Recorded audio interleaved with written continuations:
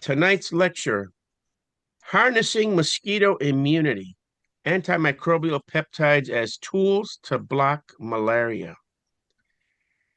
Our speaker tonight is Dr. Cairé Barreto, a postdoctoral fellow in the laboratory of Dr. George Dimopoulos at the Johns Hopkins Bloomberg School of Public Health, where he investigates the molecular diversity and functional roles of antimicrobial peptides in malaria-transmitting Anopheles mosquitoes.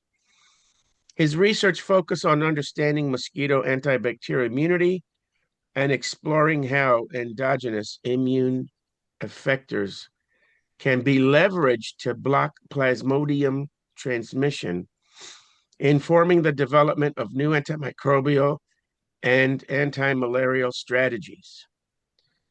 Dr. Barreto earned his PhD in biotechnology and biosciences from the Federal University of Santa Catarina in Brazil, following master's and undergraduate training in biological sciences. Tonight's lecture, Malaria continues to impose a substantial global health burden, motivating the search for new ways to interrupt parasite transmission. This lecture explores how studying the natural antibacterial defenses of Anopheles mosquitoes can reveal biological mechanisms that help shape mosquito, microbe, and mosquito parasite interactions. In particular, antimicrobial peptides, AMPs is abbreviation. Antimicrobial peptides produced by mosquitoes represent an evolutionarily refined set of immune effectors that contribute to microbial control and can also impair malaria parasite survival. Understanding when and where these peptides are expressed and how they function within the mosquito tissues provides key insight into mosquito immunity and its influence on disease transmission. Beyond their biological relevance, mosquito-derived AMPs offer promising strategic tools for malaria control, including the possibility of enhancing their expression in genetically engineered mosquitoes to block parasite development before transmission to humans. So just to emphasize to everybody, to the students in particularly, malaria kills about 500,000 to 600,000 people annually. It's an enormous loss of human life to this disease. And with that, it should be noted that there are efforts that can help control the mosquitoes, and there are efforts that can help with the disease once people get it, medication and such. But even with what we have, 500,000 to 600,000 people still die annually. So this research is paramount. And the Dimopoulos group, of which Dr. Barreto is part of, and so is Dr. Mary Keffey, are a team of researchers working with many different approaches to try and help to find a way to control this parasite of Plasmodium and transmission from Anopheles. So, having said this, I'm going to. I'm in the middle of a presentation. I'm sorry, Fred, that I just got interrupted. I'm so sorry. Thank you. I'm sorry, Fred. I just got interrupted. That's okay. No problem. I'm going to turn it over to you now, Dr. All right. Barreto. Okay. You All right, perfect. Go ahead and take over, and everybody enjoy. And we can ask questions later. And if you do have questions, that'd be great. You can raise your hand on the chat, on the reaction. We'll see your hand, or you can unmute later on when we're done and ask your questions. Okay, people? You can type them in the chat if you like also. So without further ado, thank you again, Dr. Barreto, for being with us tonight. Perfect. Thank you so much for your invitation. Actually, it's a pleasure to be here presenting this talk to the Maryland Entomological Society. After this amazing introduction, I shouldn't speak much about me, right? But just to reinforce, my name is Cairé Barreto. I am a postdoctoral fellow at the Johns Hopkins University in the laboratory of George Dimopoulos. And the title of this presentation, which I want to be more like a lecture, I'm not going to go into many details in the molecular biology and then in the deep biology on what I do, because there's a lot of molecular things and I want to keep it light. The title of this presentation is Harnessing the Mosquito Immunity and Antimicrobial Peptides as Tools to Block Malaria. Antimicrobial peptides is my field of expertise. I've been working with them for quite a long time. So we decided to investigate and dive into the diversity of these molecules in malaria mosquitoes to see what we can leverage from them in the combat against this horrible disease, right? So I'm going to start my presentation talking a little bit about the mosquitoes themselves, like these amazing and fascinating animals. Mosquitoes have been on this planet for much, much longer than we do. Mosquitoes exist and inhabit our planet for hundreds of millions of years. They belong to the family Culicidae, which is like very, very, very close cousins to the flies. They're also diptera insects, came from another root in evolution. And there's this work that has been published quite recently, a very prestigious journal, that it's a very comprehensive study that can place the mosquito origin down to the early Triassic. We're talking about something around 220 million years ago. So that you can have an estimate and understanding of how old mosquitoes are. We talk about, like, this is due the same time that the dinosaurs appear on the surface of the planet. So the mosquitoes are as old as the dinosaurs. Like we think of the dinosaurs, they're like these very distant creatures, very ancient creatures. They're part of the imaginary of people, but mosquitoes have been flying around us for that many time, and we don't appreciate it, right? They are still flying around today, sucking our blood during the night. And by the way, this blood feeding is a very ancient behavior of mosquitoes as well. So I want you to take a close look at this picture in here. This picture shows a fossil, a 50 million year old fossil of a mosquito that was found here in the United States, in the state of Montana. And as you can appreciate here, this region of the mosquito is the abdomen. It's densely stained in black. And this represents most likely that this mosquito was blood feeding on a vertebrate before it dies. So 50 million years ago, the mosquito was already blood feeding on animals and doing what they do.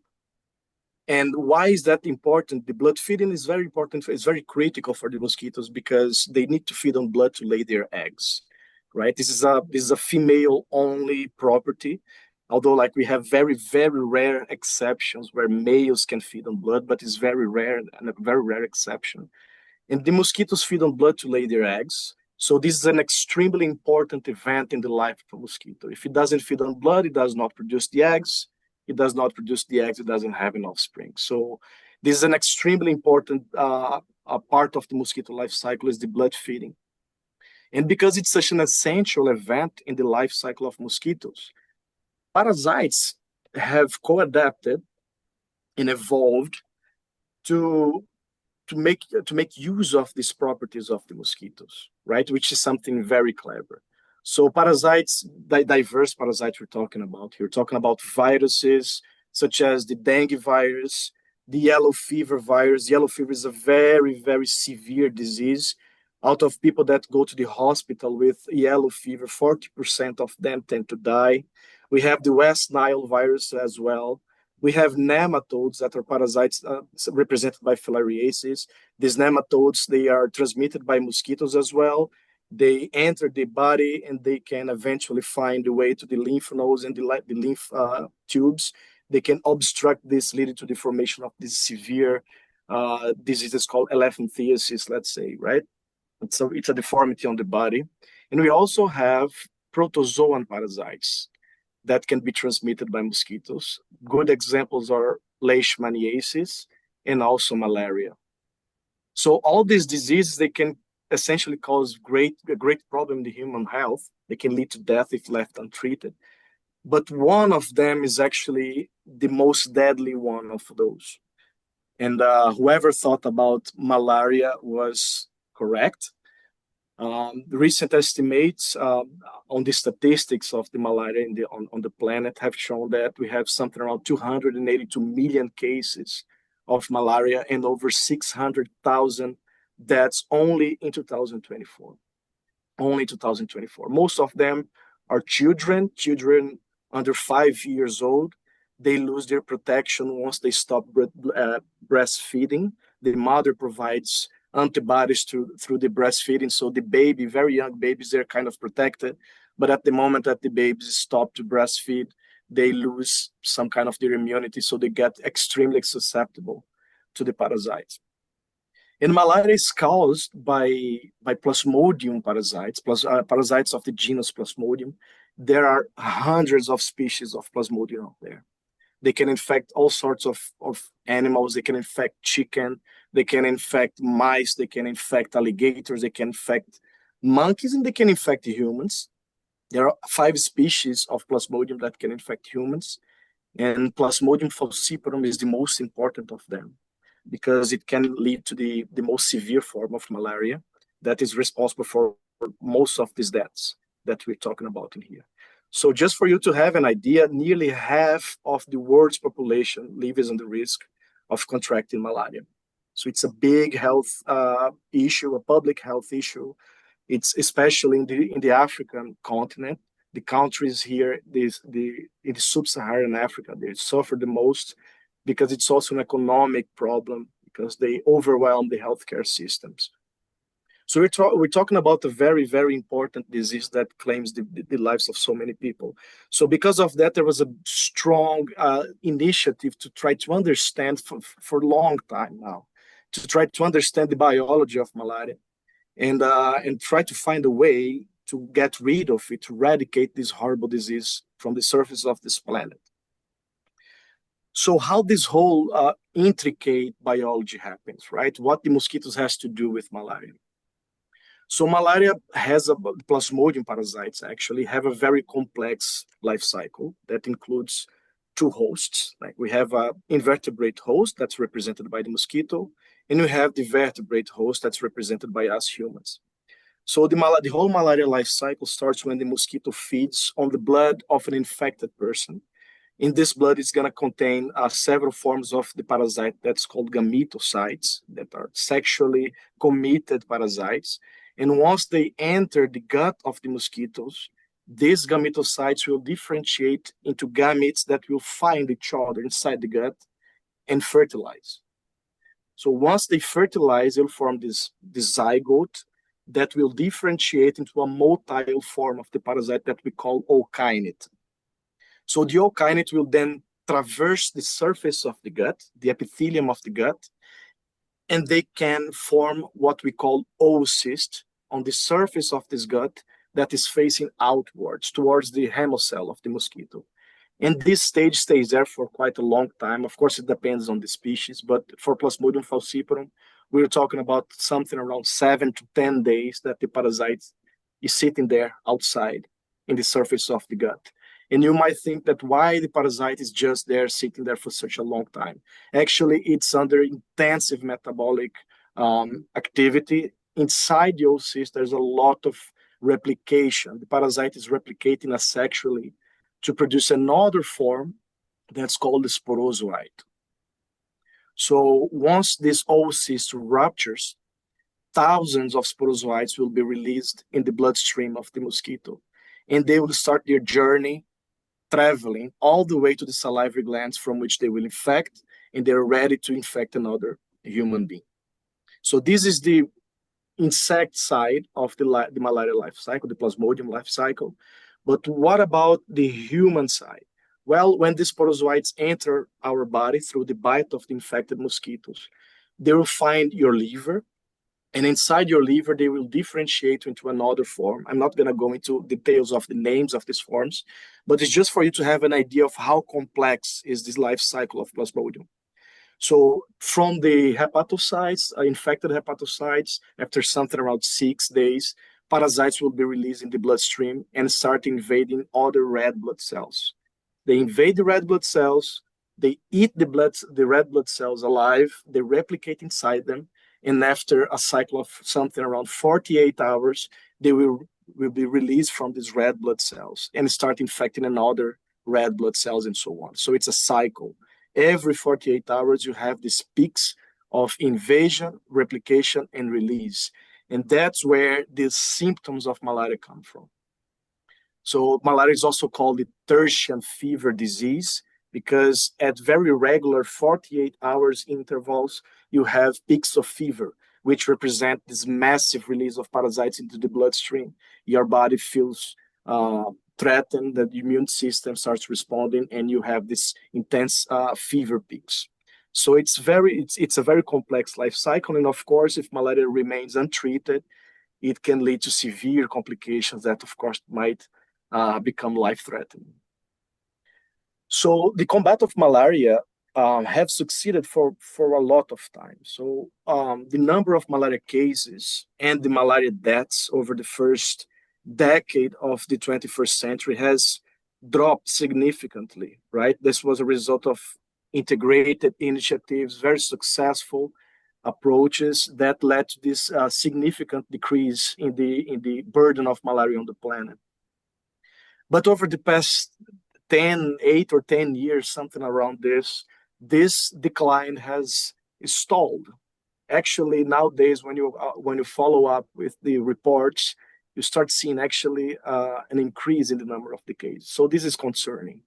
And this decline has stalled for several reasons. There's a lot of reasons that are related to that, but maybe the most important reasons are associated to the resistance. So as I said before, the malaria is a tripod system. We have two hosts. We have the human and the mosquito vector. And also we have the protagonist of the whole thing, which is the malaria parasite. And because we are the main victims of malaria, we have focused anti-malaria efforts towards our end, right? So if you're infected with the malaria parasite, you take some pills. They used to be very, very efficient at killing the parasites. If you can also target the mosquitoes on the other side of this tripod. You can try to kill them using insecticides that have also proven to be very effective for a long time. But in the recent years, we start seeing emergence of resistance to these antimalarials. One of the most important drug pipelines is called the ACT, which is called artemisinin combined therapies. It has been shown to be extremely effective, but now some parasites have been shown to develop resistance against it. It's a big problem. And on the other side, mosquitoes are also evolving resistance to the insecticides. And there's a lot of people studying biopesticides that are environmentally friendly, that don't induce much of resistance to the mosquito, and they can be quite effective.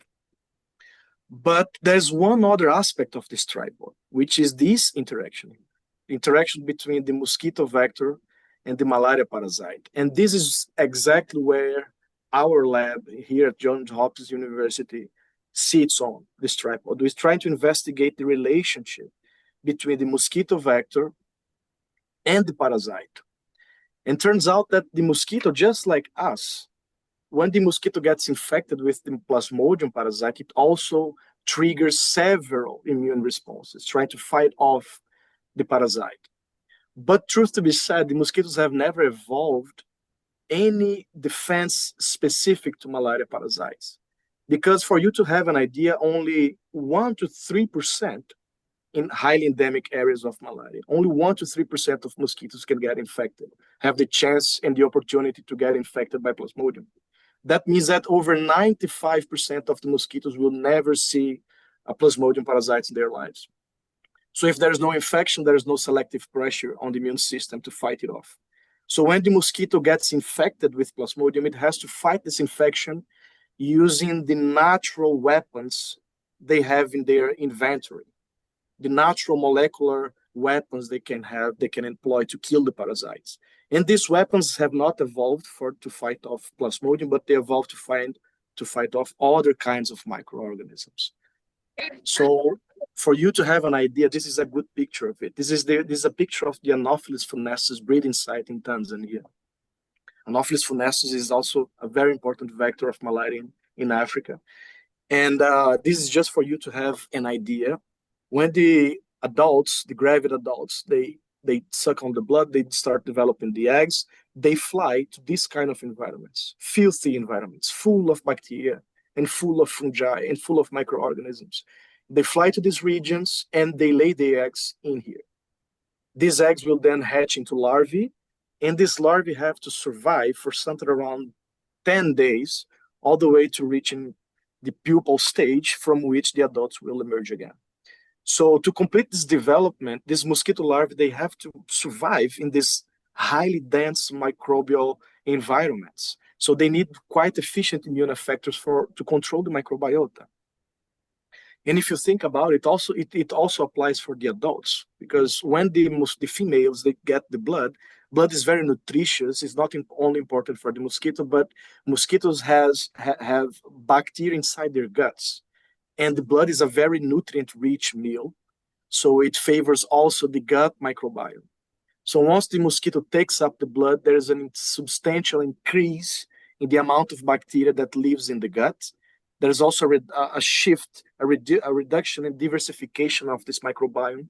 But this is all transient. That means that there is a peak in the amount of bacteria after 2 days in the blood meal, and then this amount of bacteria starts to subside again to basal levels after a few days. So that means that the mosquito have microbial controls, that they are equipped with very important immune effectors that can control this microbiome and avoid them to get killed by them. So that means that the mosquitoes have to rely on their immunity to fight off this kind of harmful microorganisms. So this is a very brief overview of the mosquito immunity. Of course, it's much more complex and dense than that. But just some very pinpoint that I think it's quite important to mention is that insects, just like any invertebrate, they lack the so-called adaptive immune system.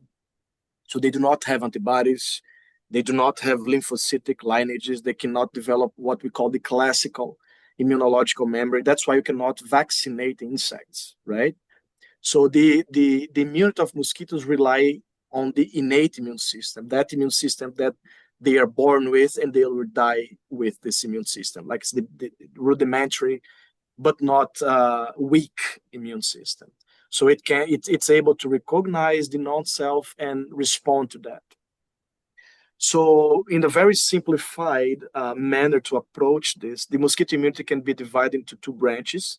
We have the cellular responses, and you have the humoral responses.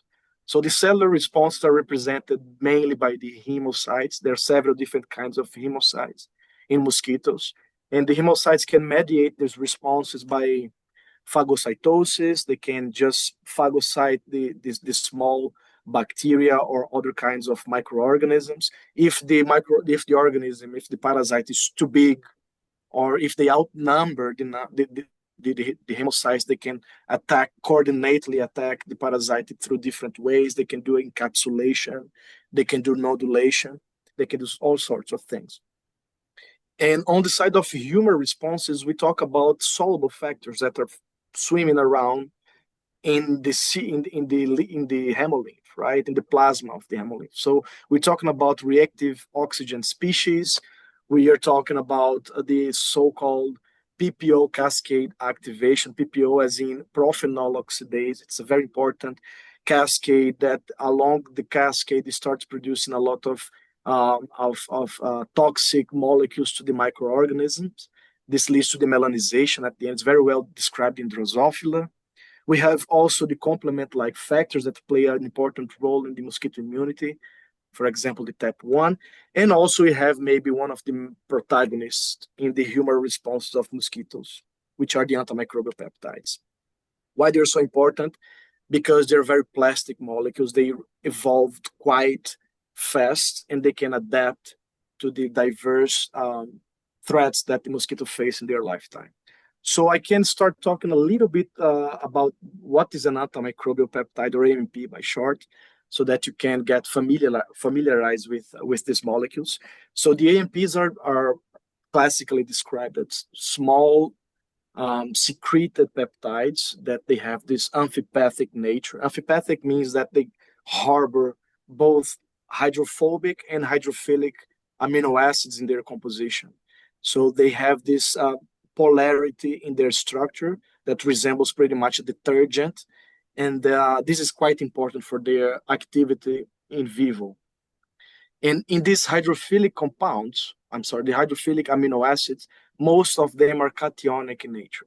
Cationic meaning that they have a positive net charge in the physiological pH. So AMPs are usually, this is of course a classical way to see them. There are some exceptions, but AMPs are usually cationic molecules. They're positively charged. And why is that important for the activity? Because the surface of bacteria is negatively charged. So they act as natural antibiotics in the immune system. Turns out that the surface of bacteria has this negative charge because of very specific molecules that reside in the surface. For gram-negatives, we have the LPS. For gram-positives, we have the teichoic acids and lipoteichoic acids. So because the AMPs are positively charged, they get attracted to the surface of the bacteria, electrostatically speaking, just like two magnets. And because of the hydrophobic residues in the structure of the peptides, they can insert themselves into the membrane of the bacteria, literally forming pores from which the cytoplasmic content can be leaked out. And once it happens, the bacteria is dead. So this is precisely what you're seeing in this electromicrography in here. This is a bacteria, as a symbiotic bacteria. I cannot remember the species right now, but it's a symbiotic bacteria in insects. And when it is treated with some antimicrobial peptides, you can see what these red arrows are pointing out. This is intracellular contents that have been leaked out from the cells. So these cells are dead. So they are quite effective molecules. In another way for the peptides to act against bacteria is also they can translocate across the membrane and they can inhibit quite important metabolic processes inside the cell. They can inhibit DNA synthesis, RNA synthesis, cell wall synthesis, and sometimes they don't even need to kill the cell, but they can reduce the replication of the cells. They can affect the reproduction of bacteria so that the immune system can go there and promote the bacterial clearance. So they participate in the immune system in very diverse ways, but they're quite important effectors in the immune system of invertebrates.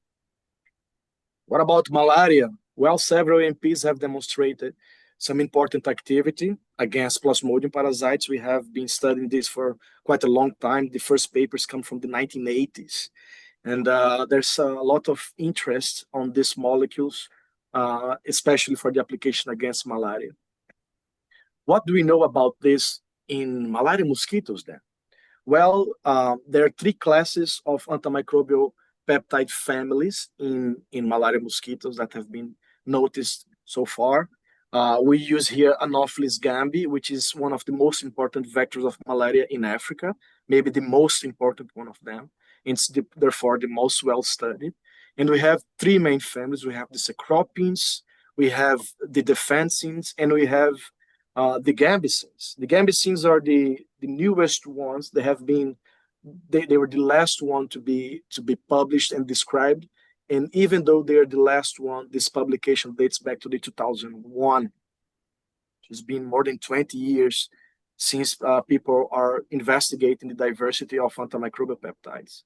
So this is something that we should dive into and try to get more glimpse about what is going on in terms of antimicrobial peptide diversity in Anopheles mosquitoes. And that's pretty much the question of my whole work, right? How diverse is this arsenal of AMPs in the malaria mosquitoes? And once we have the estimation of such diversity, what we can do, what we can leverage on these peptides to fight against this horrible disease that is malaria. So I'm gonna go a little bit into my work now so that I can share some progress that I've made and some discoveries, quite interesting discoveries that we've made. So my work started investigating the genome of the Anopheles gambi mosquito and try to find novel peptides that resemble antimicrobial peptides. And turns out we found several candidate mosquito AMPs that were identified, several peptides that fulfill the classical biochemical requirements for a molecule to be considered an antimicrobial peptide. So with these candidates, of course, we produce them, chemically synthesize them, and start to test them against bacteria. So what we've done is basically we grew up some bacteria, diverse bacteria from the lab. We tried 10 different strains, and then we inoculated them into petri dishes and start testing these peptides. So what we did was we basically plate this bacteria in a petri dish like this, and then we punch some holes into this culture and we place some peptide in there, allowing them to diffuse.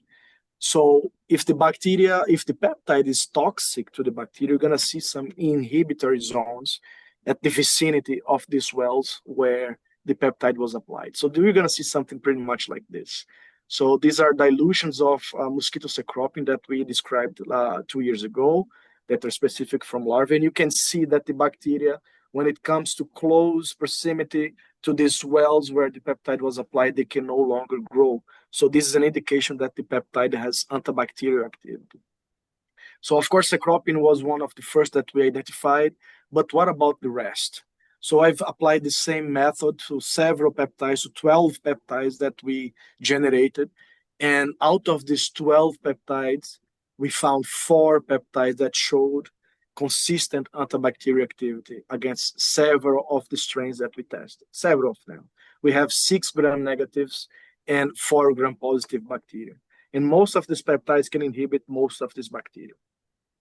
So this represents 4 novel mosquito antimicrobial peptides in Anopheles gambiae. That was an astonishing discovery because we didn't expect to have in one batch that many peptides that showed promising activity against bacteria. So of course, once we have this data, we saw some key biological questions that we should ask. First of all, how do these novel mosquito AMPs work? If they kill bacteria, or if they inhibit bacterial growth? How are the mechanisms involved? Second, where and when are these AMPs produced, these genes encoded, when they are expressed and where they are expressed? And of course, the most important questions, can they affect malaria parasites? So this is the work of the past 3 years work that I've had. So I'm not gonna go into so many details. Just gonna bring some insights into mode of action. Are those peptides bactericide or bacteriostatic? What's the difference? Bactericide is basically when the peptide kills the bacteria. Bacteriostatic means that they just inhibit the replication, but they do not kill. And that's precisely what we saw. We incubated the bacteria with these peptides, and then we did an assay to estimate how many bacteria are dead and how many bacteria are alive. We use Escherichia coli as a gram-negative model and Bacillus subtilis as a gram-positive model.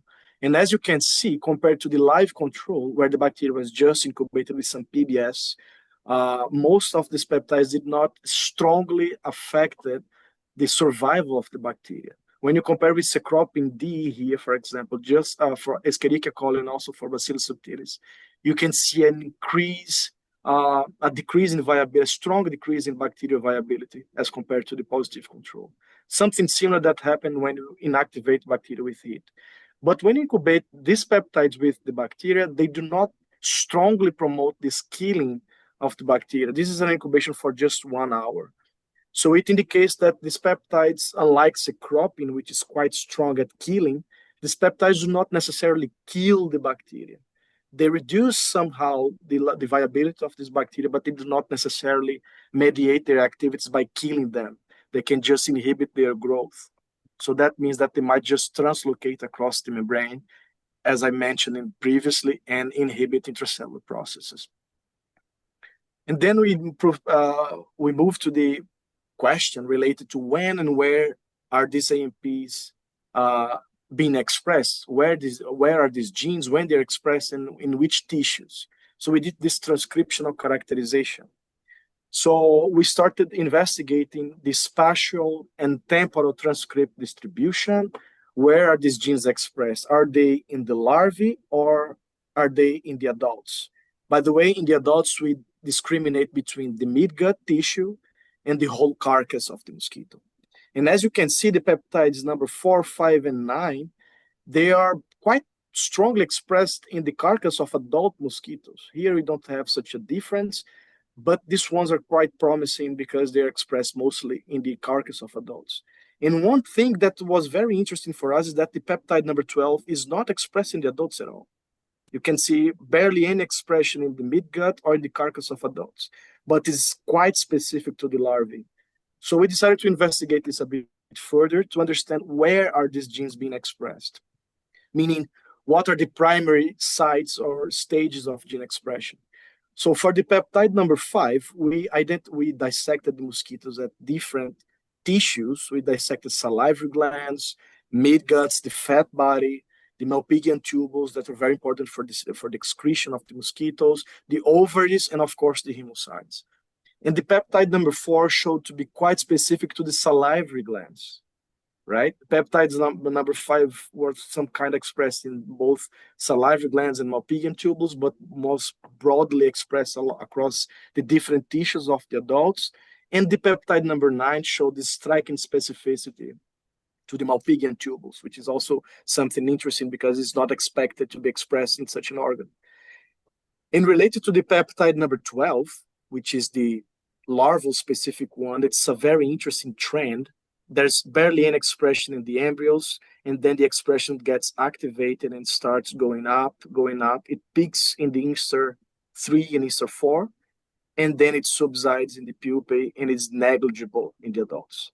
So this peptide number 12 looks like a very important larval AMP that is important for the maintenance of survival and control of the microbiome during the development of the mosquito. And of course, we tested what happens with these genes if we challenge the mosquito with bacteria. If they are antimicrobial peptides, you would expect, at least in theory, that this gene should be modulated somehow. But turns out this is something that we learn when we go to this kind of work.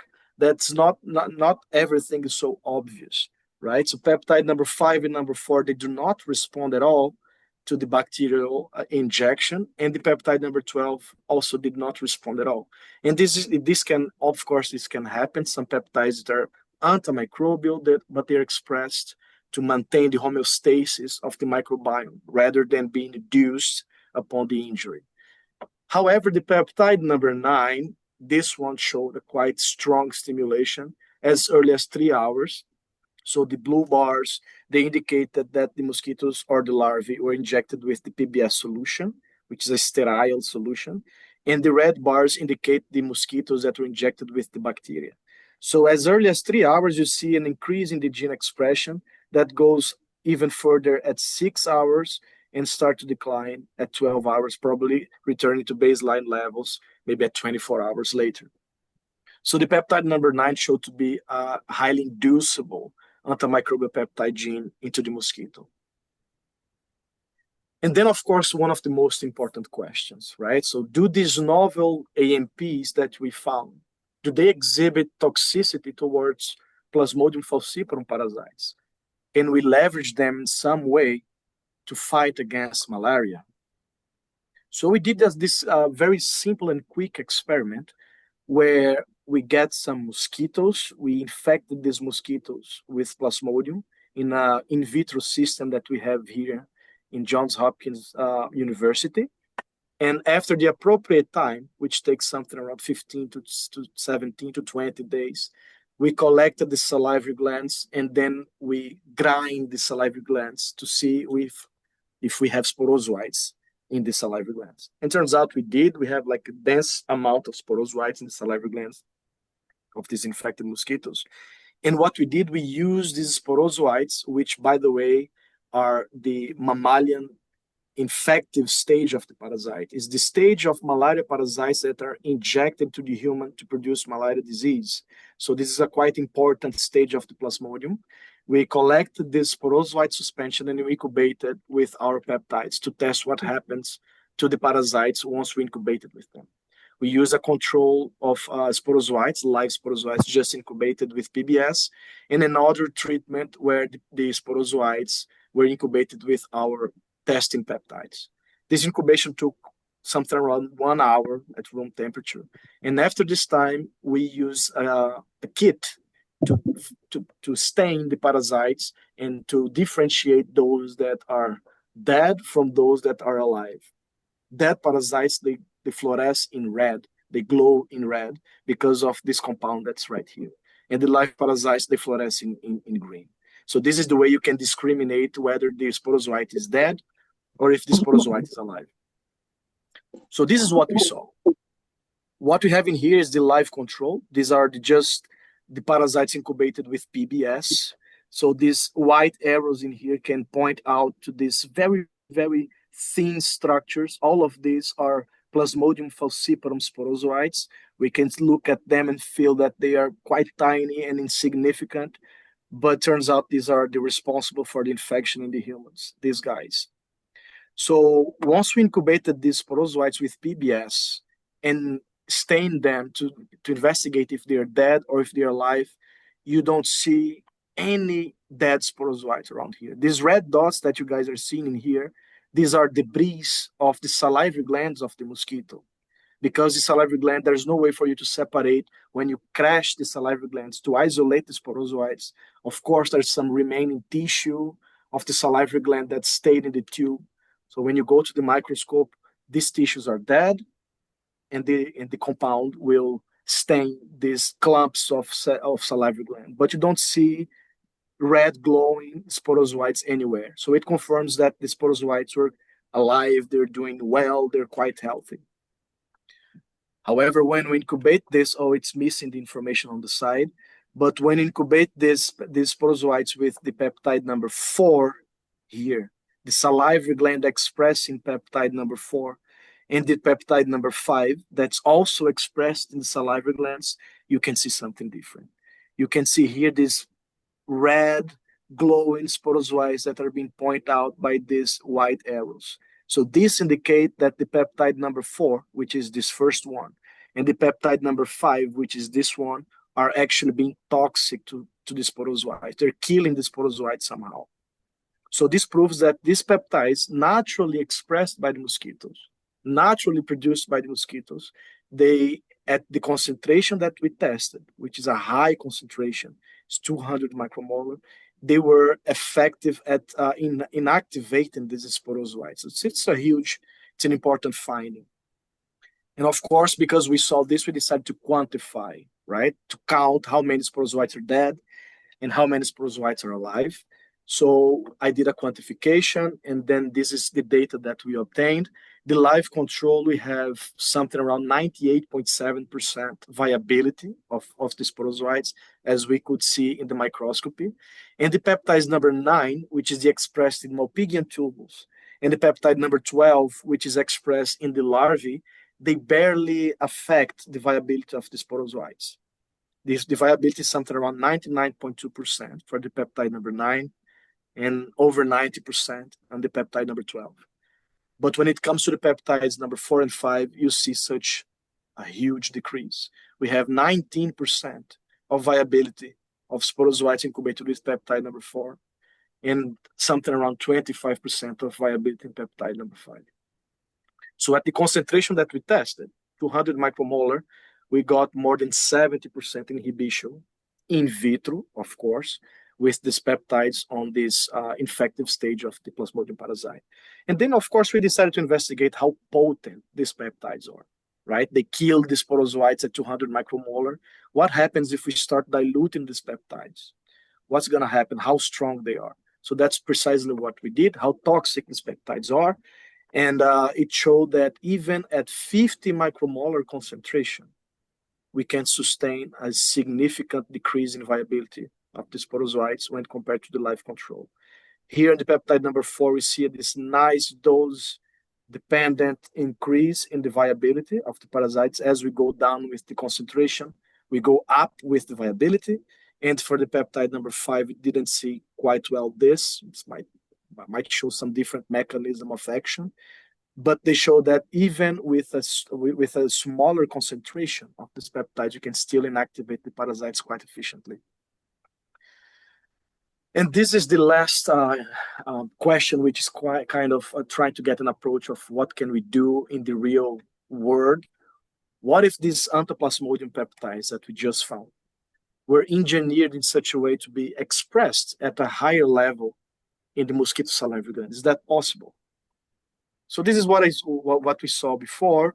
The mosquitoes will take up the blood. The whole malaria process, the plasmodium development will take place inside the gut.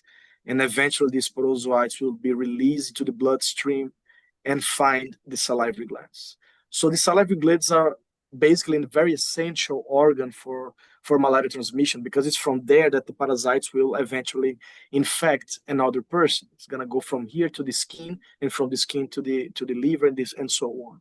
So the parasites, once they invade the salivary gland, they'll be sitting in here up until the mosquito have a chance to feed on blood again. They'll be stored in there.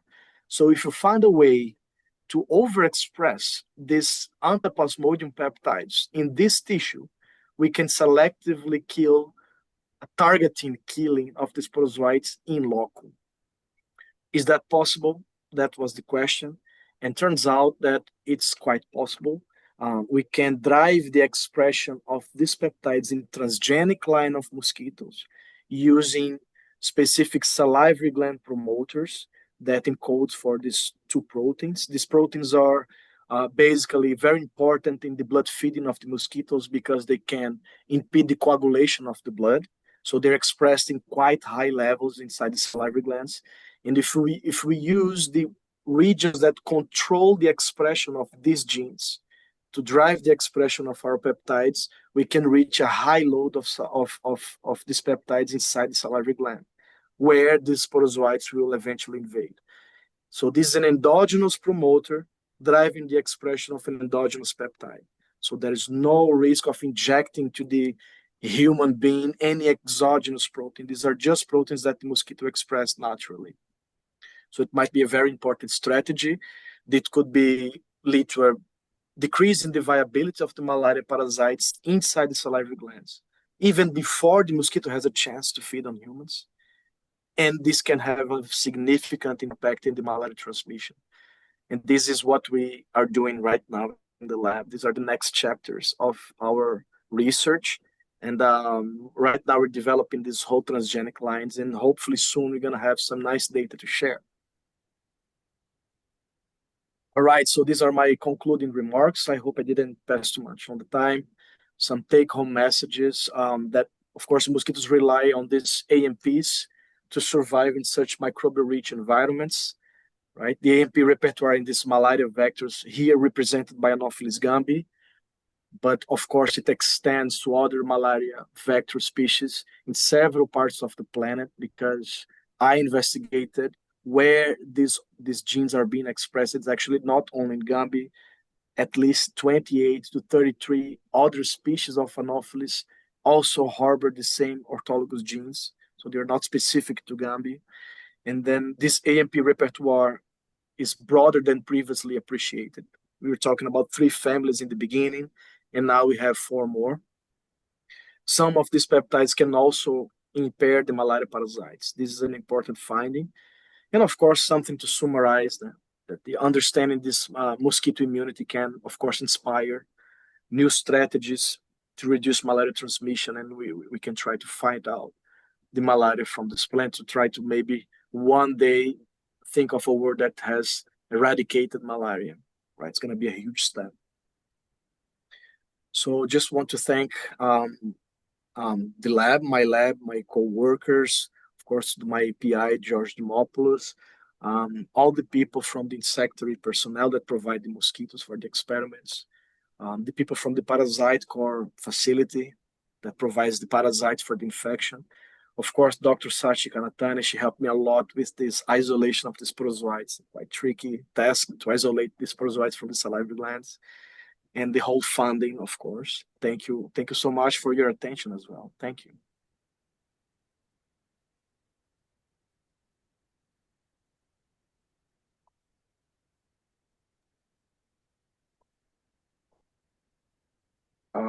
I'm not sure. I'm not seeing.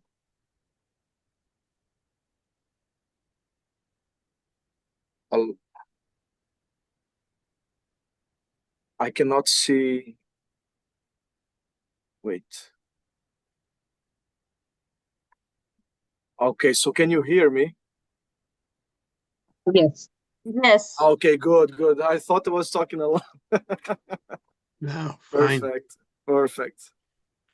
Okay, so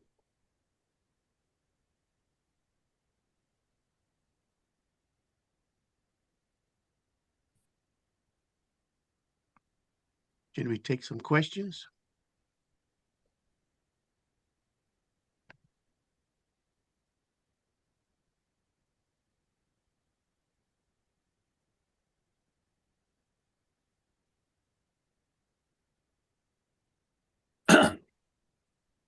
oh, I enjoyed your presentation. Thank you very much. It was very good. The one question which you sort of mentioned is that because only a very tiny percent of the Anopheles are actually infected with malaria. So and malaria does harm the mosquito as well as humans. By protecting themselves against the protozoan, they are protecting themselves. So enhancing this would reduce the effect of malaria, but at what cost to the mosquito? So if mosquito produced more of protein 4 and 5, which would reduce its possibility to transmit malaria, would that do more harm to the mosquito than benefit by preventing the malaria? So it'd be in natural selection, be selected against to go back down to lower levels. I don't. There's actually a great debate on whether the Plasmodium impose any selective pressure on the mosquito immune system. Um, uh, right? Because like such a small proportion of mosquitoes get actually infected with Plasmodium. So um, is that what you're mentioning? Yes and no. If my work is with viruses. Okay. For many years, people that these viruses harm vertebrates, but the mosquito vector is not affected. Yeah. Almost all of the viruses, the Yeah. mosquito that is infected does not live as long, produces less eggs. The viruses are bad for the mosquito. So Fitness impacts, right? the Yeah. virus, Yeah. it would reduce the amount. It would be good for the mosquito. The problem becomes one of if you can reduce the virus replication, which is good for that mosquito, it's only 1 in 1,000 mosquitoes. The other 900, if that gene is in every mosquito, is that gene beneficial to the mosquito? If it's neutral, completely neutral, Mm-hmm. then you get a little tiny benefit. The 1 in 100, 1 in 1,000 that's infected does better. You get a little Yes. benefit. But if it does a Yes. little tiny bit of harm, it does a little bit of harm in 99 mosquitoes and a little benefit in one mosquito, so it'd be selected against. I think it's a great idea how we could get mosquitoes to be less efficient vectors of malaria. Yes. We're doing the same sort of thing with various viruses, selecting Yeah. mosquitoes that are there and just don't transmit the virus. The virus themselves. Yes. I mean, this is something that, of course, it can happen to have some fitness cost if we try to overexpress these peptides in the salivary glands. For example, we don't know what might happen. Here in the lab, we produce several lines of transgenic mosquitoes that fight off malaria quite effectively. If you infect them in the facilities in here, you can see a great decline when compared to the controls. But sometimes they do have fitness costs. Sometimes in terms of size, sometimes the trade-off, immunity, reproduction, you can have all this. For these peptides, we do not know I cannot anticipate what might happen, right? Because I wouldn't expect to have something dramatic. First of all, because these peptides would be focused, expressed in one organ, one tiny organ of the mosquito, at the similar levels as regular proteins that are naturally expressed there. Like we're using the apirase promoter, we're using the AAPP promoter. These are not exogenous promoters. They're not driving the expression of these proteins like crazy. And we are using the effectors that the mosquito already has. These are peptides that are naturally encoded by the mosquitoes. So we're just readjusting and combining the appropriate target with the appropriate promoter. So you're right at reasoning on this. I cannot anticipate if it will have any negative impacts or fitness costs, right? But I would expect that it would not happen. I would expect that it would not happen. But we're gonna you would expect that it happened, right? I have another crazy question for you. In your Okay. study, you took blood with Plasmodium in the blood and fed it to mosquitoes.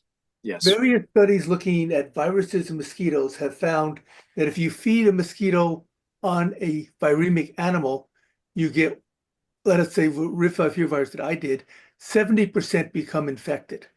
If you bleed that animal right before you feed it, and you feed the exact same blood to those mosquitoes, and the mosquitoes ingest the exact same amount of virus, but the infection rate is now only 35%. Oh, So, interesting.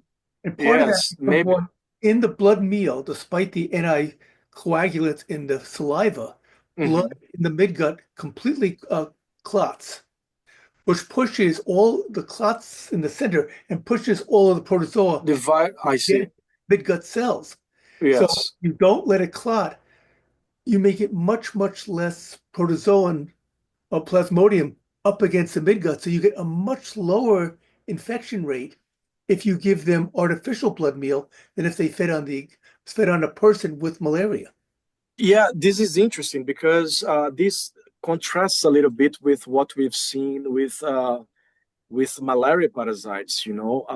Of course, in here we cannot infect the mosquitoes on Plasmodium falciparum because we cannot get people infected with malaria, right? We have to use an in No, you vitro don't. system, but we also have the Plasmodium burgii system, which is Yeah. a mouse model. Yes. And people have already done this. They infected the mouse. They infected the mosquitoes, feeding on the infected mouse, and also the infected mosquitoes withdrawing the blood of the mouse and feeding them in the artificial feeders. And turns out that the infection is quite similar because, right? So of course, it might be something related to virus or parasites, or these are different biologies, right? So we don't know exactly how everything is getting mediated.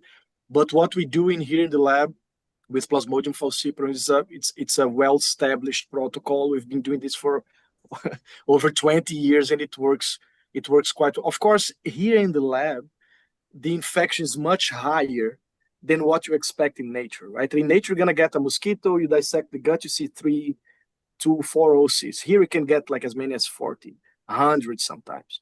So this is an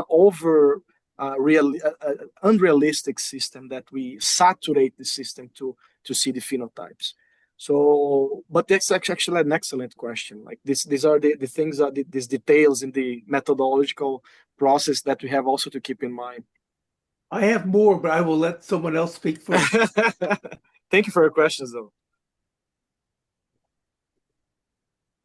Anybody else?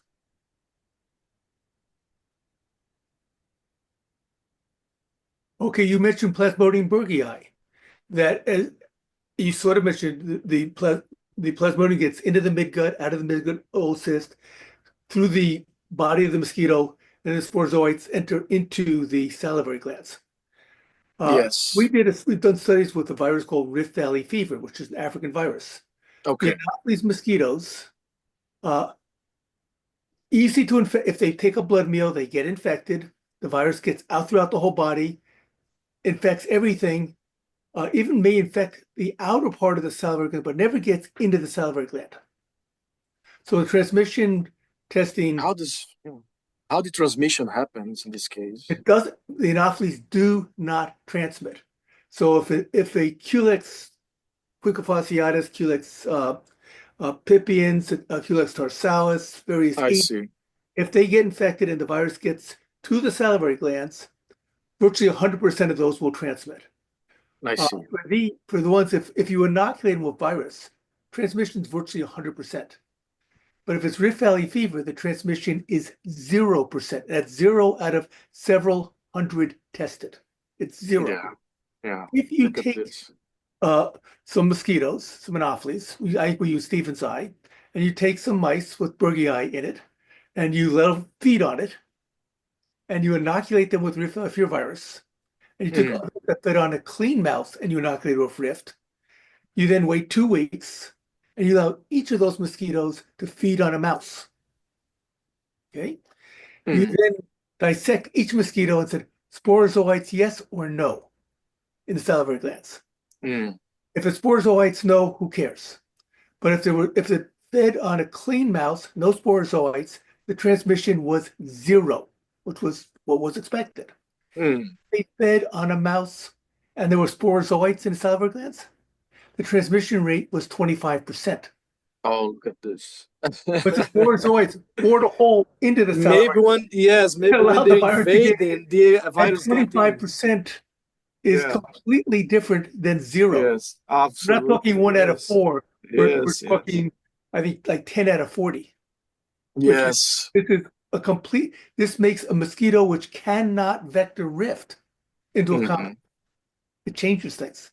So That's amazing. That's intricate that's just information for you because that's nice. Thank you for that. my wife is listening also, and I made comments a couple of times. Yeah. Malaria is not my specialty, but I did not catch you making a single mistake. Everything you said, I agreed with. So thank you. Oh, thank you. I appreciate it so much. Thank you. There are a couple questions in the chat, Cairé, also. Yes. Okay. If Fred wants to mediate this, I'm happy to respond to every question. No worries. Sure. No problem. Can you hear me okay? Yes, I can hear you perfectly. Okay, great. So, well, a student has asked a question about the peptides. They said, when you find the peptides to fight against malaria, we have plans for other strains of malaria as well. So they're wondering about multiple strains or multiple species of malaria and what peptides you might have. And then he was also curious about a vaccine for down the road. I think there is some vaccine already out there, but it hasn't been overly effective. So if you want to address that, then there's another one afterwards. Of course, my pleasure. So the first question related to the different strains of Plasmodium. Turns out that we have tested in my work only one strain of Plasmodium falciparum. It's a strain called NF54. It's a strain that was first isolated in the 1970s from a patient in Africa, actually in the Netherlands, but it was an African patient. And then since then, this strain adapted quite well to the laboratory conditions. And nowadays, is basically the workhorse of malaria of Plasmodium falciparum model in the whole planet, basically. Like everybody's using an NF54 for their in vitro infections.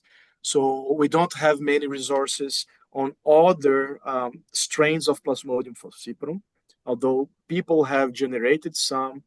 They can grow them into the wells in the laboratory, but it's quite difficult to get them infected, to infect the mosquitoes with these strains of parasites. It's difficult to know why this happened, but the Plasmodium has different competencies to infect the mosquitoes. In our lab, we have one postdoctoral colleague that she's working on these field isolates from Kenya and from India and from Brazil as well. And then she's trying to optimize the protocols to get the mosquitoes from here infected with these strains. It's going to be actually quite important because it offers a different panel of parasites to work with. So I do not have information on this, on the effectiveness of this peptide with other strains. It's actually a good question, very good question. On the other strain, or the other strains of Plasmodium falciparum, because we are still adapting the system in here to use these other strains to infect our mosquitoes in the laboratory. So right now I have done only with Plasmodium falciparum. I have some experiments planned to do as well with Plasmodium berghei to see whether this phenotype of inactivation of sporozoites can also be accomplished in another Plasmodium species, if it's a species-specific interaction or if it's just like a general property of these peptides on Plasmodium parasites, like whether or not they're a human or not.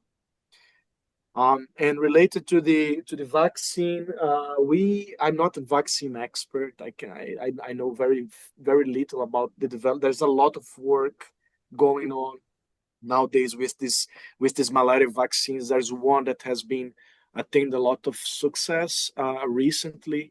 I forgot its name is RT, I forgot the name of the vaccine. But it proved some kind of efficient, but it's not there yet. Like it doesn't reach the efficiency that is needed to have a great impact in the public health in the African countries. So there's a lot of people studying this. We need more brains, young brains like yours, to collaborate and add up to this initiative to understand the immunology behind the malaria and try to find good vaccine candidates to solve the problem. Okay, thank you. Another student asked a question, and it says, I'm wondering how you can get the AMPs to overexpress in the salivary glands when there is no exogenous manipulation. Well, it's not that there's not exogenous manipulation. There will be exogenous manipulation in terms of we need to fabricate this in the lab, right? But think about it. The idea of this transgenics is using a naturally encoded peptide in the mosquito. Mosquito already has this gene in their genome that was forged along millions of years of evolution. The gene is there. And we also have the regulatory region of another protein that's naturally expressed in the salivary glands. So to get a transgenic to work, you need to get a target gene that will encode a protein to kill the plasmodium parasites. And this gene has to be driven by a controller region that we call the promoter region, right? So you can define where your gene is going to be expressed. If you want them to be expressed in the midgut, you're going to use a promoter that's specific to the midgut cells. If you want them to be expressed in the fat body, you use a promoter for the fat body. And if you want them to be expressed in the salivary glands, you're going to need a promoter that's specific to the salivary glands. So that's why I mentioned before in the presentation, we have two very well described proteins that belong to the salivary gland proteome. They are the apirase and the antiplatelet aggregation protein, the AAPP. They're expressed in high levels, specifically in salivary glands, because they mediate anticoagulation properties. So if you get only this regulatory region that drives the expression at high levels, specifically in the salivary gland, and we combine with the sequence of our peptides, we have a construct, a module that will drive the expression of these natural peptides specifically in the salivary glands at higher levels. So that was the whole idea. It's not that, of course, we need to have some exogenous manipulation, because this is not going to happen out of nowhere. But when I mention endogenous, is that we're not incorporating anything from outside, right? So there's some other works that get some peptides or other proteins from other animals. There's a peptide that's called scorpion. Scorpion, it's an antimicrobial peptide from scorpions, and it proved to be quite effective to kill malaria. So you can use scorpion to be expressed transgenically in the mosquito. But you agree with me that scorpion is a foreign molecule. The mosquito doesn't know what scorpion. It never seen scorpion in their life, because scorpion comes from scorpions, not from mosquitoes. Same thing for other sorts of peptides and genes. You can learn from the nature and incorporate into the mosquito. The whole point of our work is leveraging the own immune system of the mosquito to tune up the response and try to kill the parasites with their own molecular arsenal. That was the idea. Hey, Fred, can I interrupt for 1 second? You Of mentioned course. on the plasma on the falciparum that the strain you're using is an old strain, and I know a lot of the virus work. If it's been in a freezer for 40 years, but it's only been passed once in viro cells, it's still essentially the wild type virus. But if the virus has been passed and grown over and over again for 30, 40 years, your polio virus is now called polio vaccine, and may have completely different results than using the real virus. Your studies with the Burgii may solve some of that, or what you mentioned, which I think is a really great idea, is one of the other postdocs is looking at some of the recent isolates and do a comparison between your standard strain versus the new isolate. You get the same results, fantastic. You can use your standard strain because it's there. You get different results. Throw your standard strain away and start using the new isolates, because that you're not trying to stop a malaria that was circulating 30, 40, 50 years ago. Of course, yeah. Stop a malaria strains, whether you're doing Vivax, Malaria E, uh, falciparum, you need to stop the current strains. Exactly. So this is why we are quite interested. My PI is quite interested in studying this diverse species of Plasmodium, And one thing that's interesting about this apicomplex and protozoan is that every time that they, like the Plasmodium have these two hosts. One of them is intermediate. We call it intermediate because is where the asexual reproduction happens, like a just massive multiplication. And they have the definite host. The definite host is where the sexual reproduction takes place. The mosquito is the definite host. So every time the mosquito takes up an infected blood meal and they ingest the parasites, there's a new parasite getting born right there because you have genetic material mixing, like they're reproducing sexually, they're having a genetic diversity and variability. So we have this aspect. It's not the same thing as I imagine, right? I'm not a virus expert, but I imagine that in the virus is a very different system. Like the parasite is actually reproducing sexually inside the gut of the mosquito. So every time the mosquito takes up a blood meal, it's going to be different from the parents, if you think about it, right? So it adds to the complexity of the fighting. One minor thing, the viruses reproduce asexually. So just by growing, Exactly. So it's the same as if you're growing your falciparum in vertebrate cells over and over again. Yeah, over and over again. Yeah. It's exactly the same as growing a virus in there because you're not getting sex, which allows for massive changes in selection. But I think that over many, many generations, there is a selection to adapt to that particular cell line. And the fact that they don't reproduce sexually, who knows how that plasmodium changes. So get the current ones and compare them. Yeah, that's cool. Yeah.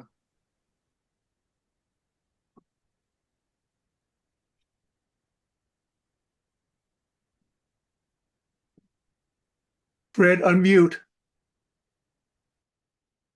Thank you. Sorry. Another question from a student from Arizona. Student says, I was thinking that since antimicrobial peptides can affect bacteria, could changing them in mosquitoes also impact their microbiome or other organisms in the ecosystem? Yes, they could. They could do that. We like the whole perspective of overexpressing them in the salivary glands is that because it's not a microbial rich environment, right? So salivary gland doesn't have a high content of bacteria. So I don't believe that they would have a great impact in the fitness in terms of the natural microbiome of the mosquito. That would be something interesting to do if we think about antimicrobial peptides expressed in the gut and also expressed in other regions of especially in the gut, to be honest, especially in the gut, because the gut is quite rich in the microbiome. There's a lot of bacteria in there. So you try to overexpress this, it can have indeed an effect on this microbiome and in affect therefore the vector competence. One thing that is interesting to mention is that the microbiome in the intestines, they play a quite important role in the infection by Plasmodium. If you get a mosquito and you treat this mosquito with antibiotics, you're going to have a completely different outcome in terms of infection when you compare to the mosquitoes that were not treated with antibiotics. So the antibiotics, the infection is much higher, by the way. The infection is higher in mosquitoes that do not have bacteria in their guts. So if you eventually try to manipulate mosquitoes to overexpress antibiotic molecules such as the AMPs inside the gut, you also have to consider their impact, of course, in the viability of this microbiome inside the gut, and therefore the impacts that this would have in malaria transmission. This is one of the aspects that I considered a lot in one of my experiments, because I wanted to investigate if I get some of these peptides and mix with the parasites before feeding to the mosquitoes, what could happen. And one thing that I have anticipated is that mosquitoes will feed on this preparation that also contains these antibiotics, and this might indeed affect the bacteria in the microbiome inside the gut, and this can have like an effect So this was something that I had to reason about, right? But you're right. I mean, like the bacteria can have overexpressing peptides in certain compartments of the mosquito can have an impact definitely on the microbiome, which can therefore have an impact on the infection. If this was the question, I'm not sure if I responded to the question properly. That's fine. That's good. One more question from a student. She says, I'm really interested in how peptides can interfere with malaria transmission. What part of that mechanism is most exciting in your research? Oh, that's cool. That's a good question. You know, we have, let's go a little bit deeper to the antimicrobial peptide biology. AMPs, they are quite diverse. They come in all sorts of flavors and colors and shapes and everything. It's very diverse molecules. They evolve quite fast. They can have like very specific mutations, and like one amino acid is changed and it changed the spectrum. So this is something that we saw in our work, in my work. I did not have such a long time to go deep in my results, but turns out that two peptides, when they're incubated with bacteria for a longer time, you can see an important permeabilization of the bacterial membrane, which is consistent with what we saw when it comes to antimicrobial peptide biology. Like this very classic of AMPs, they find the bacteria, they make holes on the surface of the bacteria dies, right? So there's an assay where you can put a fluorescent marker in the medium, and if the bacteria has holes in their surface, this fluorescent marker can translocate to inside the cell and stain the DNA. It's called cytox green assay. So if the bacteria has a surface that is permeabilized, you're gonna see very strong green fluorescent bacteria, right? That's what I saw for two of these peptides, two of them.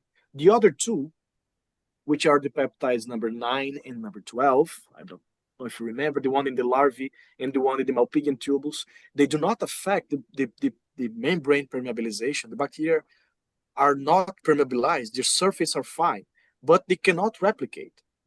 There's inhibition of bacterial growth when you do the assay, but the membrane is fine. So this was something that I was found quite interesting, and I want to investigate a bit further, which is how is the precise mechanism that drives these different phenotypes? Why two peptides are not permeabilizing the membranes?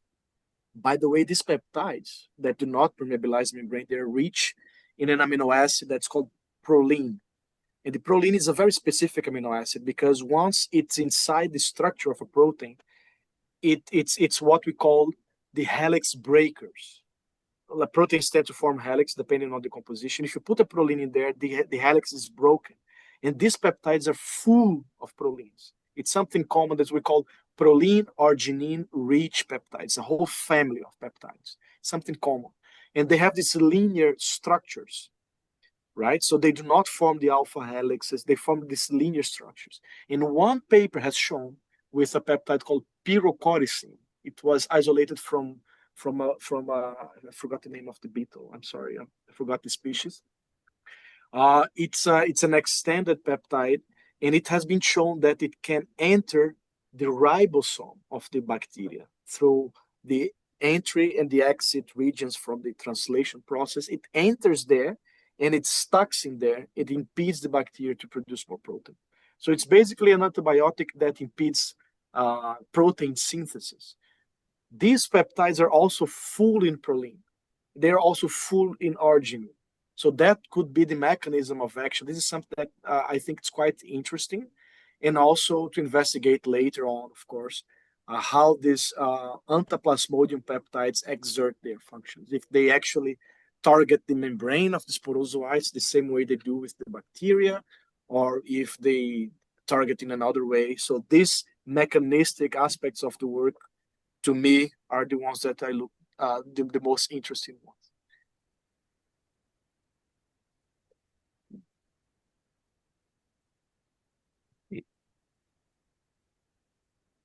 Great questions from the students. Really good.